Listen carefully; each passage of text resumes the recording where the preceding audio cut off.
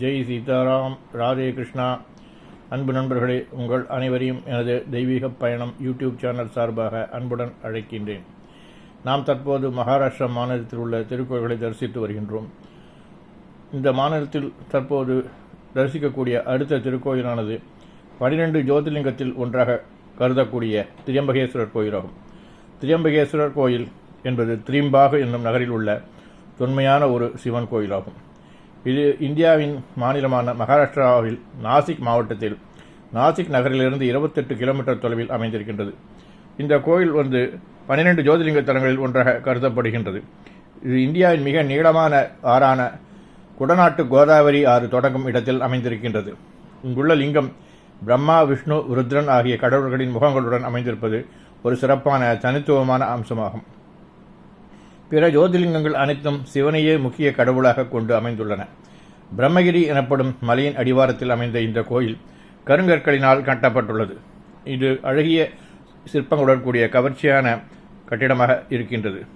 இந்த கோயில் பிரம்மகிரி, நீலகிரி மற்றும் கலகிரி ஆகிய 3 மலைகளுக்கு இடையே அமைந்திருக்கின்றது. இந்த கோயிலில் சிவன், விஷ்ணு மற்றும் பிரம்மா ஆகியோர் குறிக்கும் 3 லிங்கங்கள் உள்ளன. இந்த கோயில் திருக்குளம் அமிர்தவர்ஷினி என்று அழைக்கப்படுகின்றது. இது 28 மீட்டர் அடி அமைந்துள்ளது. பில்வ தீர்த்தம், விஸ்வநந்த தீர்த்தம் மற்றும் முகுந்த தீர்த்தம் ஆகிய 3 நீர்நிலைகள் உள்ளன. கங்காதேவி, ஜாலேஸ்வர், ராமேஸ்வரர், கௌதமேஸ்வரர், கேதாரநாதர், ராமர், கிருஷ்ணர், பரசுராமர் மற்றும் லட்சுமி நாராயணர் ஆகியோருக்கு இங்கே சன்னதிகள் உள்ளன. இந்த கோயிலில் பல மடங்களும் புனிதர்களும் சமாதிகளும் உள்ளன. சிவபுராணத்தின்படி பிரம்மாவும் விஷ்ணுவும் ஒரு காலத்தில் படைப்பில் யார் உயர்ந்தவர் என்பதில் வாக்குவாதம் செய்தார்களாம். அவற்றை சோதிக்க சிவன் 3 உலகங்களையும் முடிவில்லாத ஒளியின் தூணான ஜோதிர்லிங்கமாக துளைத்தார். விஷ்ணு மற்றும் பிரம்மா பகவானின் தூணின் முறையை கீழ்நோக்கி மற்றும் மேல்நோக்கி பயணிக்க முடிவு செய்து ஒளியின் முடிவை கண்டுபிடிக்க பிரம்மா தன் முடிவை கண்டுபிடிப்பதாக போய் சொன்னார். அதே நேரத்தில் விஷ்ணு தனது தோல்வியை ஒப்புக்கொண்டார். சிவன் ஒளியின் 2வது தூணாக தோன்றி பூலோகச் சடங்குகளில் பிரம்மாவிற்கு இடமில்லை என்றும் நித்தியம் முடியும் வரை விஷ்ணு பூலோகத்தாரால் வழிபடுவார் என்றும் பிரம்மாவை சபித்தார். ஜோதிர்லிங்கம் மிக உயர்ந்த பகுதியற்ற யதார்த்தமாகும். அதில் சிவன் ஜோதிமயமாக உள்ளார். இதனால் சிவன் ஒளியின் வடிவமாகிய நெருப்பாக தோன்றிய இடங்கள் ஜோதிர்லிங்க சிவாலயங்கள் என்று கருதப்படுகின்றன. இந்து புராணங்களின்படி சிவபெருமானிற்கு 64 வடிவங்கள் உள்ளன. அவற்றை ஜோதிர்லிங்கங்களுடன் ஒப்பிட்டு குழப்பமடையக்கூடாது. நாம் 12 ஜோதிர்லிங்க தலங்கள் ஒவ்வொன்றும் தலைமை தெய்வத்தின் பெயரை எடுத்துக்கொள்கின்றன. ஒவ்வொன்றும் சிவனின் வெவ்வேறு வெளிப்பாடாக கருதப்படுகின்றன.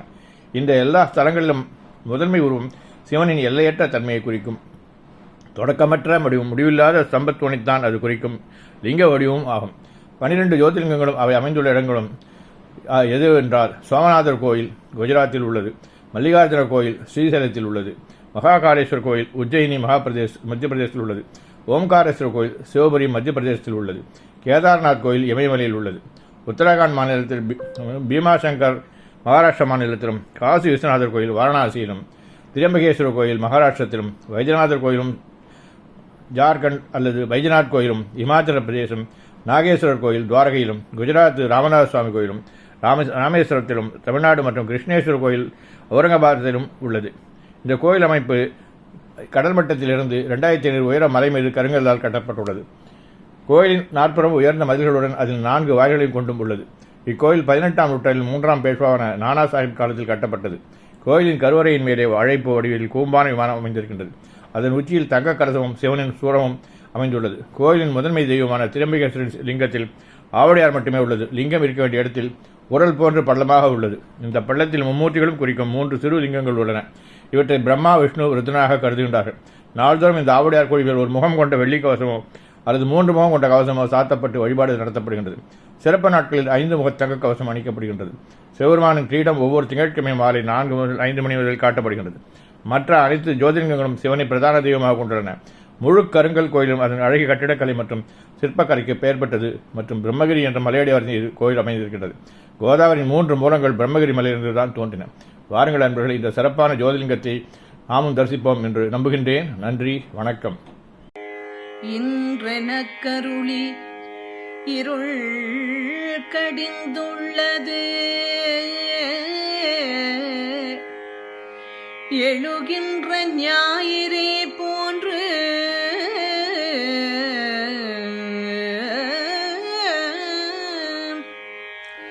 நின்றன்மை நினைப்பர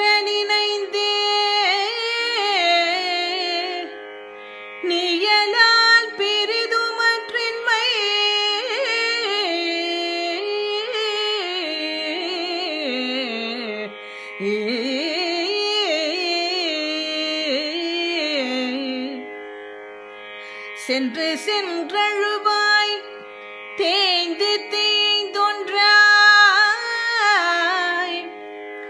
சென்று சென்றழுவாய் தேய்ந்து தேய்ந்தொன்றாய் சென்று சென்றழுவாய் தேய்ந்து தேய்ந்தொன்றாய்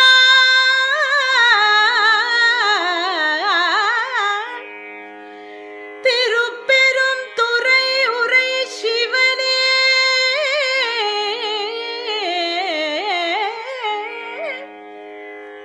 சென்று சென்றழுவாய் தேய்ந்து தேய்ந்தொன்றாய்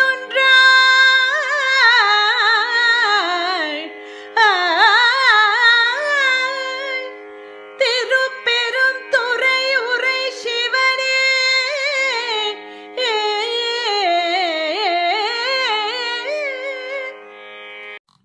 ஸ்ரீயக்காந்தாய கல்யாண நிதேர்த்தினாம் ஸ்ரீ வெங்கட நிவாசாய ஸ்ரீனிவாசாய மங்களம். அன்பு நண்பர்களே, இந்த தெய்வீக பயணம் யூடியூப் சேனலில் தாங்கள் என்னுடன் பயணித்து சில கோயில்களை தரிசனம் செய்திருக்கின்றீர்கள் என்று நான் நம்புகின்றேன். இந்த திருக்கோயிலில் தங்களுடைய மேலான தரிசனத்திற்கு காரணமான இந்த பதிவுகளில் தாங்கள் எவ்வாறு திருப்திப்பட்டீர்கள் என்பதை குறித்து எனக்கு கமெண்ட் செக்ஷனில் பதிவு செய்யவும், எனது சேனலை மேலும் பலருக்கு சென்றடைய ஷேர் செய்யவும், அவற்றில் உள்ள குறைகளை சுட்டிக்காட்டவும். நிறை குறைகளை மனதார நான் ஏற்றுக்கொள்கின்றேன். நீங்கள் என்னுடைய சேனலை தொடர்ந்து சப்ஸ்கிரைப் செய்தவும், தங்களுடைய நண்பர்கள் மற்றும் உறவினர்களுக்கு அதனை ஷேர் செய்யவும். இந்த திருக்கோயில் பற்றி உங்களுடைய அபிப்பிராயத்தினை லைக் மூலமாக எனக்கு தெரிவிக்கவும். தாங்கள் தெரிவிக்கும் கருத்துக்களின் அடிப்படையில் என்னுடைய சேனலை மேலும் இம்ப்ரூவ் செய்வதற்கு ஏதுவாக இருக்கும் என்று நான் நம்புகின்றேன். இந்த திருக்கோயிலில் உங்களுடைய ஆதரவு என்றும் எனக்கு தேவை. இத்திருக்கோயில் பணியினை தொடர்ந்து நான் செய்ய எனக்கு இறைவன் அருளுடன் தங்களுடைய ஒத்துழைப்பும் தேவை என்பதை மனமாற வேண்டி கேட்டுக்கொள்கின்றேன். நன்றி, வணக்கம்.